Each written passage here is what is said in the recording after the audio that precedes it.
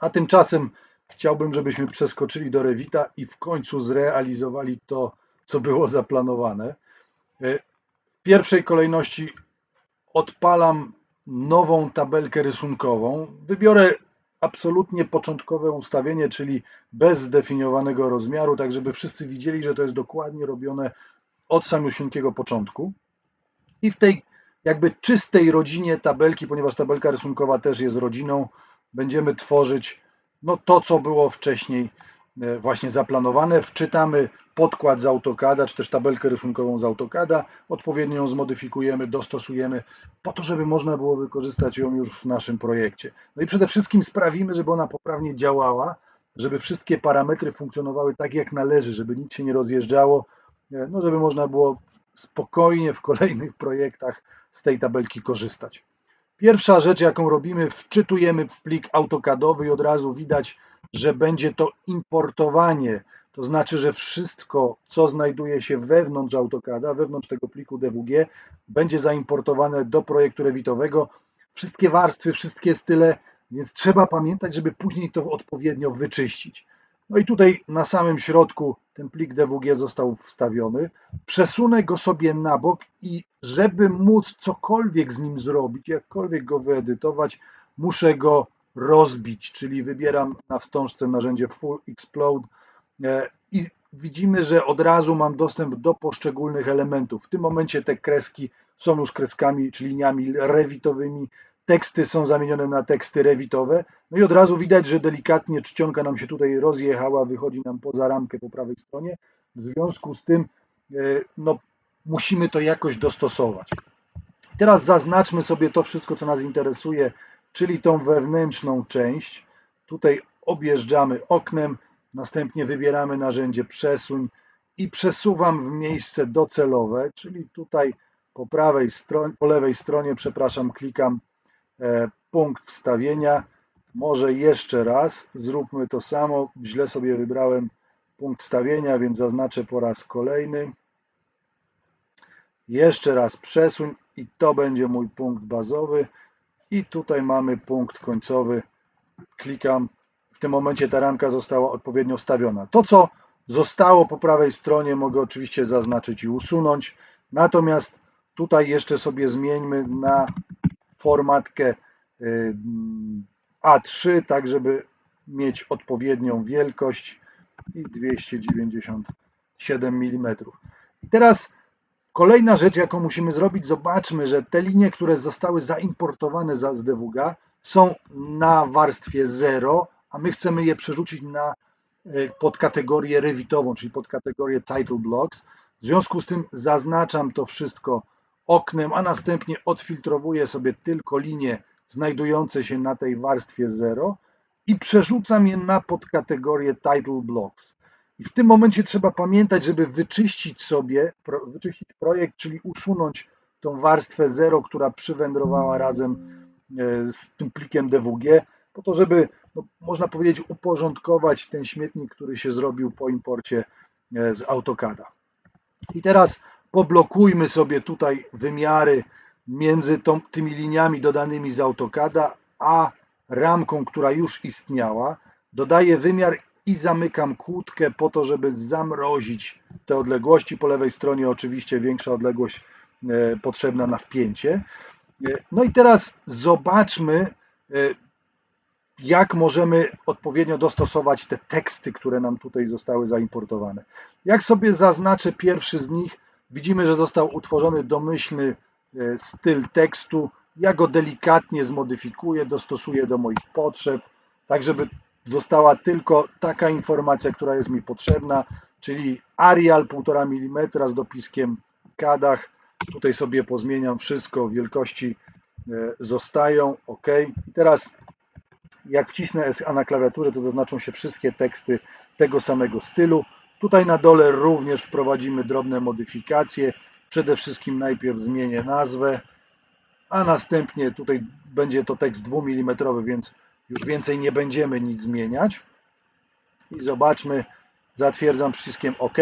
Jeszcze troszeczkę zwęźmy sobie ten napis, czyli współczynnik szerokości tutaj ustawimy na 0,85. No i od razu widać, że ten tekst się skurczył. Musimy tutaj trochę przestrzeni mu dodać, tak żeby lepiej wyglądał, żeby rozsunąć go prawie na całą szerokość. Więc mamy uporządkowane teksty, mamy przypisane linie do odpowiednich podkategorii już rewitowych i teraz zacznijmy dodawać parametry. Parametry, czyli takie pola, które będą automatycznie sczytywane po wczytaniu tej tabelki do projektu. To, co będzie zdefiniowane dla całego projektu globalnie, będzie automatycznie w każdej tabelce się wypełniało.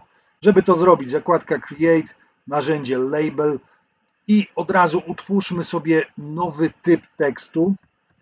Ja sobie nazywam od CKA 2 mm, tak żeby było wiadomo, które teksty są moje. Tutaj sobie wpiszmy wielkość czcionki 2 i współczynnik szerokości tekstu znowu 0,85. Zatwierdzam przyciskiem OK i teraz kliknę w polu nazwa inwestycji i wybiorę sobie parametr. Parametr będzie się nazywał Project Name. Przerzucam go na prawą stronę do tabelki. On mi się tutaj od razu wyświetli. Podniesiemy go troszeczkę do góry i rozszerzymy na całą szerokość tabelki, tak żeby ta nazwa mogła być o wiele dłuższa, no i przede wszystkim, żeby nie była zawijana do drugiego wiersza. Kolejną etykietkę, którą sobie dodamy, będzie etykietka Investor i tutaj już szukamy pola Client Name i znowu, podobnie jak w poprzednim przypadku, rozszerzamy na całość. Delikatnie możemy podnieść do góry, żeby to lepiej wyglądało, żeby było bardziej w środku tego pola. I jeszcze może dodajmy sobie jeden parametr, a mianowicie skala. Oczywiście tych parametrów powinniśmy sobie dodać o wiele więcej. Cała tabelka właściwie powinna być wypełniona, ale w tym przypadku akurat myślę, że do celów pokazowych wystarczy, że wprowadzimy te kilka parametrów. No i oczywiście ograniczam przestrzeń tylko do tego pola. Jeżeli tego nie zrobię, to ta skala, jeżeli zawierałaby odpowiednio dużo znaków, mogłaby wyjść poza tą pionową linię i wskoczyć na kolejne pole. A tego oczywiście nie chcemy. Kolejne dwa parametry, które dodamy, to są parametry użytkownika. Te trzy, które dodałem, one są wbudowane w Revita, są wbudowane w każdy jeden szablon projektowy. Natomiast parametr branża, parametr stadium to są parametry, które muszę dodać z zewnątrz, moje parametry. Dodamy je jako parametry współdzielone, czyli po angielsku shared parameters. I żeby to zrobić, zakładka Create, Label, no i klikam sobie w polu branża, gdzie chcę ten parametr dodać i pod listą parametrów mamy kartkę z gwiazdeczką i oczywiście on pozwala dodać tylko parametr współdzielony, więc muszę namierzyć plik parametrów współdzielonych i wybrać odpowiedni parametr. Ponieważ to jest parametr pod tytułem branża, więc wybieram sobie z mojego pliku parametrów współdzielonych już zdefiniowany parametr i dodaję go do projektu, przerzucam oczywiście na prawo do tabelki. On mi się tutaj pojawi. To samo robię po prawej stronie z parametrem stadium i znowu tu mam project face, wszystko się zgadza, dodaję go do tabelki. No i mamy obydwa parametry, teraz je zaznaczę i przesunę do góry, żeby znalazły się w środku. Ten po lewej stronie troszeczkę wydłużymy, ten po prawej stronie skrócimy, po to, żeby dopasować przestrzeń oczywiście pod te parametry. Więc mamy zdefiniowane parametry tekstowe, które będą automatycznie sczytywane po wczytaniu tabelki do projektu.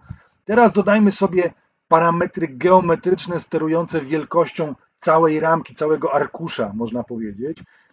Ja bardzo będę szybko nazywał parametr B u góry, parametr H, ten parametr odpowiadający za wymiar pionowy, można powiedzieć. I zobaczmy, czy po zdefiniowaniu tych parametrów one poprawnie działają. Wpiszę dowolną wartość z tabelki i zobaczcie, co się stało. Owszem, geometria samej ramki odpowiednio się rozjechała, natomiast mamy problemy z tekstem. Teksty się poprzesuwały, więc widać, że to nie działa i takie rzeczy bardzo często są zgłaszane przez projektantów, że właśnie przy zmianie wartości parametrów wysokości, szerokości całego arkusza teksty, tabelka z danymi się rozjeżdża. Co zrobić, żeby tego uniknąć? Przede wszystkim Pierwszą rzecz, jaką możemy zrobić, jeżeli mamy dużo takich elementów opisowych, zaznaczamy je wszystkie i tworzymy grupę. Tutaj na wstążce narzędziowej u góry jest przycisk grupa. Piszmy sobie nazwę grupy tabelka, zatwierdzam przyciskiem OK. Teraz przesuńmy punkt stawienia grupy tutaj do narożnika i widzimy tą niebieską przerywaną linię dookoła, to znaczy, że wszystko to jest traktowane jako jeden element. No i znowu sprawdzamy, czy parametr działa, tą samą wartość co poprzednio. I widać od razu, że grupa się nie rozjechała, ona zachowała kształt, ale znowu tabelka, cała ramka nam się rozjeżdża nie tak, jak byśmy chcieli. I kolejną rzeczą, którą warto dodać, to dowiązać jeden element z grupy z najbardziej zewnętrznym, skrajnym elementem określającym rozmiar arkusza wydruku i zamrażamy wymiar, zablokowujemy go, czyli zamykamy kłódkę. I w tym momencie, jak sobie zmienimy wartość parametru B u góry, również ta sama wartość, zobaczmy, że cała ramka będzie nam się modyfikowała tylko w lewo, natomiast z prawej strony pozostaje niewzruszona. No i kolejną rzeczą, którą możemy dzięki temu zrobić, to jest definicja typów, czyli dwie formatki sobie zdefiniujemy. A3 z tymi wartościami, które są, no i dodatkowo A2, żeby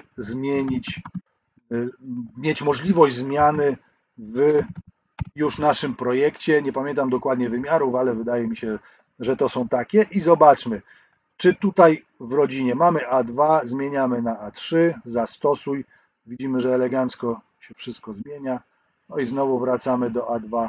Wszystko gra łącznie z tabelką, której kształt jest odpowiednio modyfikowany. Tworzymy sobie nowy projekt po to, żeby przetestować, jak to działa już w samym projekcie, więc wczytujemy do niego. Przechodzę na zakładkę widok, może jeszcze od razu wczytajmy sobie tą tabelkę do projektu. Przechodzę na zakładkę widok i tworzę nowy arkusz. Od razu widać, że mam dwa typy do wyboru, A2 i A3. Utwórzmy sobie może najpierw A3, to jest ta nasza tabelka. Jak ją zaznaczymy w oknie właściwości po lewej stronie, na selektorze typów mogę wybrać albo A2, albo A3. Widać, że wszystko elegancko się modyfikuje. No i teraz zobaczmy jeszcze jedną rzecz, jak działają te parametry informacyjne, które wcześniej zdefiniowaliśmy. Widzimy, że project name nie został wypełniony albo został wypełniony wartością, która jest zdefiniowana w tym projekcie, a dla branży i dla stadium pojawiają się pytajniki. Tylko problem jest taki, że dla inwestora i dla project name, czyli tych dwóch parametrów wbudowanych w Revita, no te pola są edytowalne. Natomiast tam, gdzie pytajniki, nie możemy ich edytować. W ogóle jak ja rozpoznam, które te pola są edytowalne, a które nie? Najłatwiej to zrobić zmieniając kolor zaznaczenia. Ja sobie wejdę w opcję, a następnie kolor zaznaczenia zmienię na czerwony i wtedy będziemy wyraźnie widzieć, co jest edytowalne po zaznaczeniu tabelki. Tam, gdzie jest kolor niebieski, to znaczy, że te parametry są już działające. Tam, gdzie jest kolor czerwony, to są elementy czy wartości zdefiniowane na sztywno i nie można ich tutaj edytować. Co zrobić, żeby one jednak były edytowalne? No bo przecież taki był nasz cel. Przechodzę na zakładkę Manage i muszę te same parametry, które dodałem do rodziny tabelki, dodać do szablonu projektowego albo do naszego projektu. Project Parameters i pod spodem karteczka z gwiazdką. Shared Parameter to musi być parametr współdzielony. No i najpierw dodajmy sobie Project Face i dodamy go sobie do podkategorii Project Information. Tutaj mamy tą podkategorię jako parametr Instance. Zatwierdzam przyciskiem OK. I drugi parametr Shared Parameters Select Sheets, branża i rzeczywiście szukamy tutaj podkategorii Sheets. Tutaj jest Sheets. Znowu zatwierdzam przyciskiem OK i jeszcze raz OK. I teraz zobaczmy, czy to zadziałało. Klikam na tabelkę i od razu widać, że dla parametru branża mam pytajnik niebieski i dla stadium również, czyli są to parametry edytowalne. W tym momencie parametry z tabelki połączyły się z informacją w projekcie. I zobaczmy, gdzie to jest. Zobaczcie, ponieważ branża to był parametr dedykowany dla arkusza, więc w każdym arkuszu mogę wpisać co innego. Architektura na przykład. Klikam na prawo. Natomiast Parametr stadium to był parametr przypisany do informacji o projekcie, zakładka Manage Project Information i tutaj na górze mamy CKA Project Phase. Wybierzmy sobie na przykład projekt budowlany i zatwierdzam przyciskiem OK. Ta wartość pojawia się oczywiście w tabelce. Jeżeli chodzi o nazwę inwestycji, wybierzmy, nie wiem, stajnia dla reniferów Świętego Mikołaja. Taki okres w roku, więc niech tak będzie. Inwestor, oczywiście Święty Mikołaj i spółka. I teraz zobaczmy, gdzie te wiadomości zostały przesłane. Jak przejdziemy sobie znowu na zakładkę Manage Project Information, tutaj mamy parametr Client Name i widać, że Święty Mikołaj i spółka, Project Name, stajnia dla reniferów i tak dalej, i tak dalej. W związku z tym, że te wiadomości są globalne, można powiedzieć uwzględnione w informacjach o projekcie, to tworząc nowy arkusz z nową tabelką, one automatycznie się uzupełnią, natomiast to, co jest przypisane tylko do jednego arkusza, będzie puste i w każdym arkuszu będzie mogło zawierać inną wartość. Te parametry współdzielone, które ja tutaj przypisałem, mogą być wykorzystane w różnych innych miejscach, w zestawieniach, w opisach i tak dalej. Można je wykorzystywać dowolną ilość razy, jeżeli oczywiście taka konieczność zajdzie również w innych rodzinach, które będą tworzone na potrzeby projektu. Mimo że z problemami, to bardzo się cieszę, że dobrnęliśmy do końca. No i oczywiście zapraszam za tydzień na kolejny odcinek Revitoku.